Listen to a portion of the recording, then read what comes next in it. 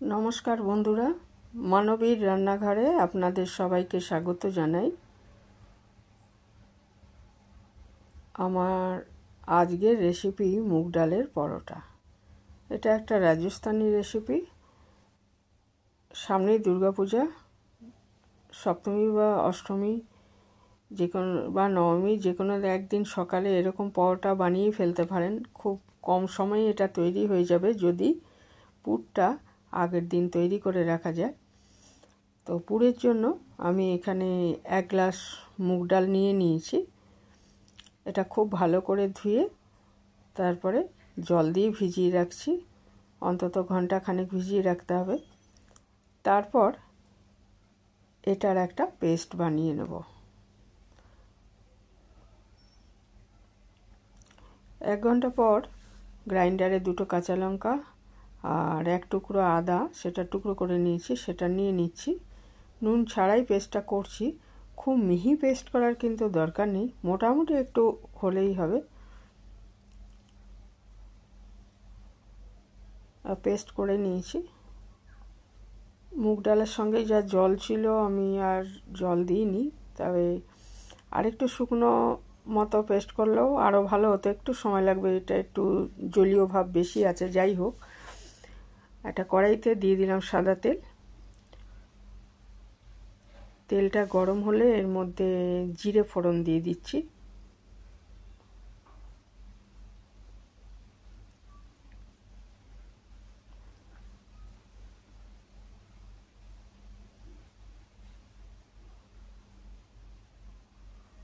জিরেটা একটু ভাজা হয়ে গেলে এর মধ্যে আমি হিং দিয়ে দিচ্ছি।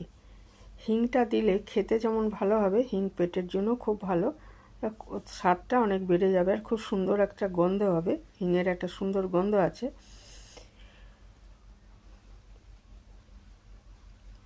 এর মধ্যে একটু হলুদ দিয়ে দিচ্ছি।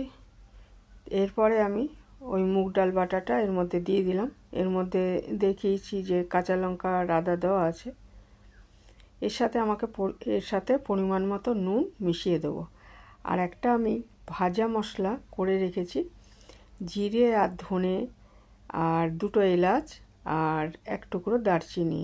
এটা আর আমার দেখানো হয়নি, আসলে আমার জিরে আর ধনেটা আগেই করা ছিল। তো আর একটু 2টো এলাচ নুন দিয়ে দিয়েছি পরিমাণ মতো, 2টো এলাচ আর 1 টুকরো দারচিনিও আমি গুঁড়ো করে ওর মধ্যে দিয়েছি মশলাটার মধ্যে, সেটা এটার সাথে মেশাবো। এর মধ্যে 2টো কাঁচা লঙ্কা আছে আর ওই ভাজা মশলাটার মধ্যে সামান্য একটু লাল লঙ্কার গুঁড়ো রয়েছে।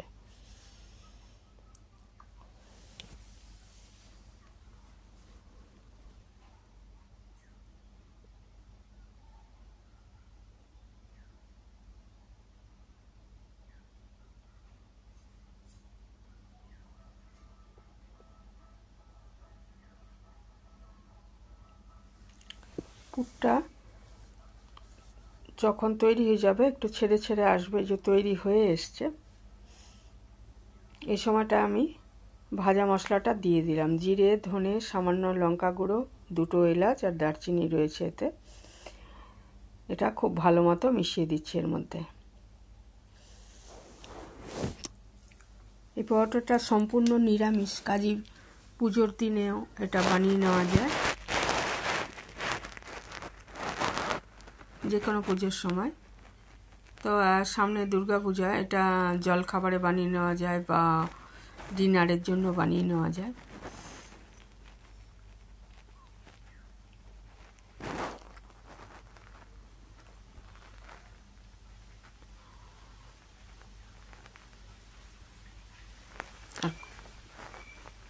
মুগ ডালের প্রচুর উপকার আছে, আমরা জানি।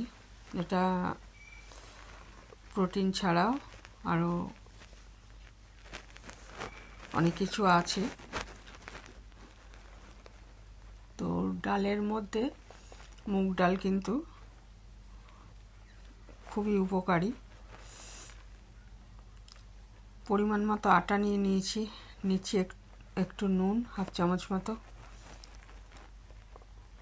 চামচ মতো জোয়ানটা দিলে পরোটাটা খেতেও ভালো লাগবে আর হজমেও সাহায্য করবে।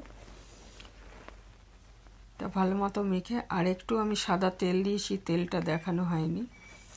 একটু তেলটা দিলে পরোটাগুলো ভালো হবে।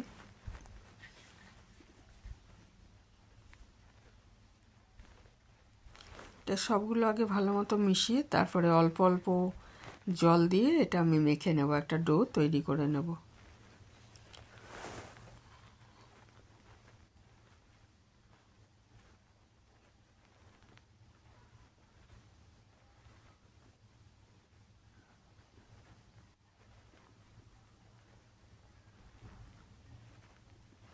আটার বদলে আটা আর ময়দা সমপরিমাণ মিশিয়ে বা শুধু ময়দাতেও পরোটাটা করতে পারেন। তবে আমি পরোটা সাধারণত আটাতেই করি। আর এটা একটা রাজস্থানি রেসিপি। আমি ওখানে ছিলাম 6 বছর, ওরা দেখেছি আটাই ব্যবহার করে বেশি, ময়দার ব্যবহার কম। ওরা যে লুচি বা পুরি বানায় সেটাও আটা দিয়েই বানায়। আমি বাড়িতে বানানোর কথা বলছি, যে ওরা আটাটাই বেশি ব্যবহার করে।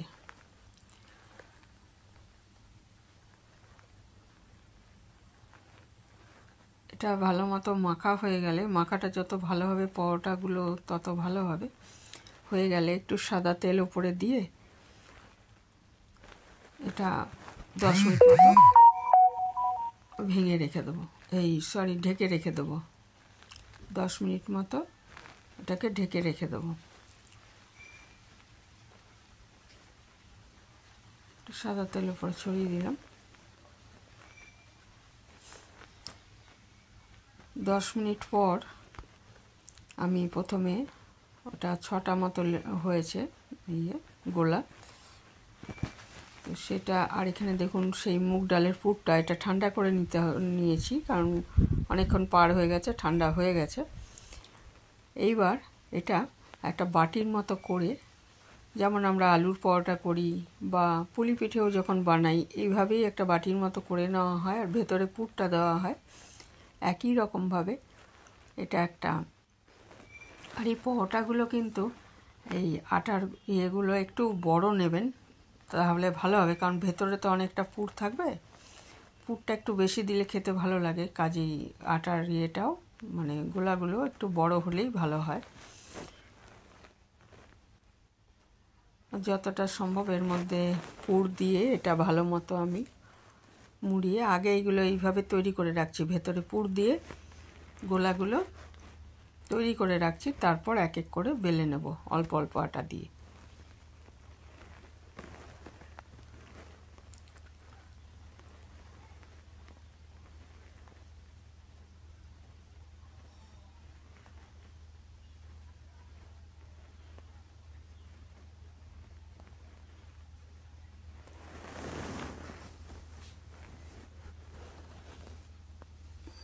এইভাবে সমস্ত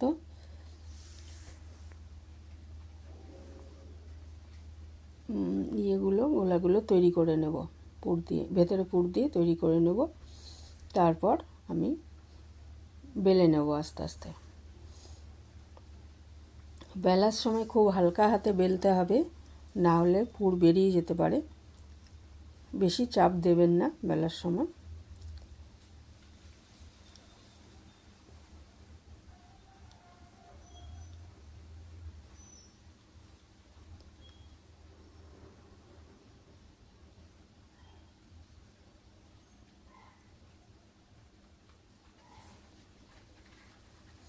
খুবই ভালো হয় খেতে, যারা কখনো ওইভাবে বানাননি বানিয়ে দেখতে পারেন একবার। আর এটা কোনো চাটনি বা টমেটো সস বা আচারের সাথে খেতে খুব ভালো লাগে। এর সাথে তরকারির দরকার নেই, ইচ্ছে করলে খেতে পারেন, কিন্তু এর সাথে অ্যাকচুয়ালি তরকারির দরকার নেই, কারণ ভেতরে মুগ ডালে পুরটা দেওয়া আছে। সেটা ওই সস বা কোনো চাটনি বা আচারের সাথে বেশ ভালো লাগে খেতে। এভাবে আমি সমস্ত তৈরি করে নিয়েছি, আর এবারে অল্প অল্প আটা দিয়ে আমি বেলে নিচ্ছি।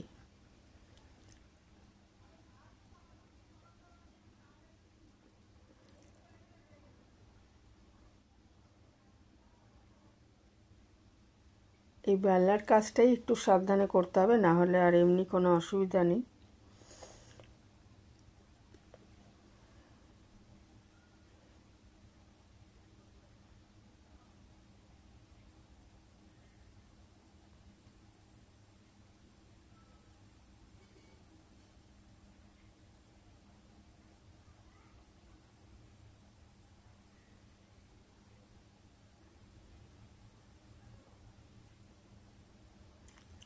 একটা বেলে নিলাম। এখন দেখুন একটু মোটাই রেখেছি। আর এইভাবে আমি সমস্ত এই আটার গোলাগুলো বেলে নিচ্ছি।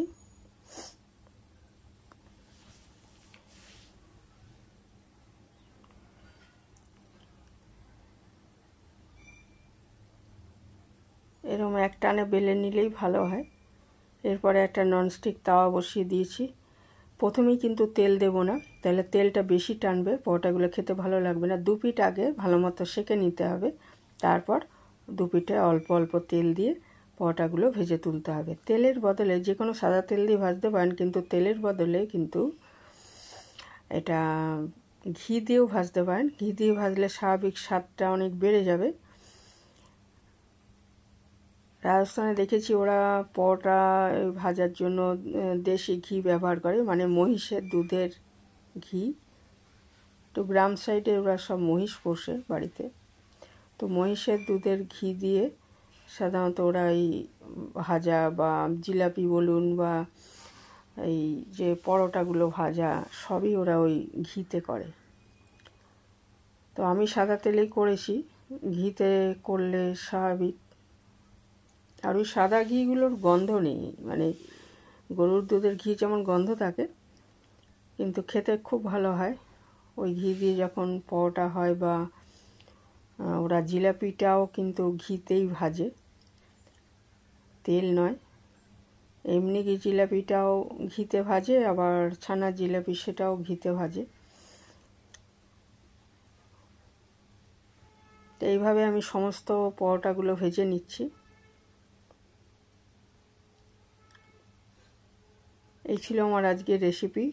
নতুন কোনো বন্ধু যদি আমার চ্যানেলে এসে থাকেন, তাহলে চ্যানেলটা সাবস্ক্রাইব করার অনুরোধ রইল। আর পুরানো বন্ধুদের ধন্যবাদ আমার পাশে থাকার জন্য। তবে একটু লাইক কমেন্ট করবেন বেশি করে। অনেকেই লাইক কমেন্ট করেন না, দেখেন কিন্তু লাইক কমেন্ট করেন না।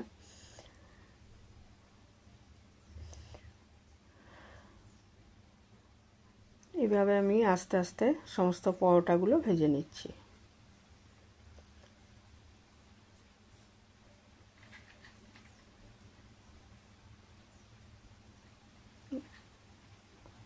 এখানেই শেষ করছি।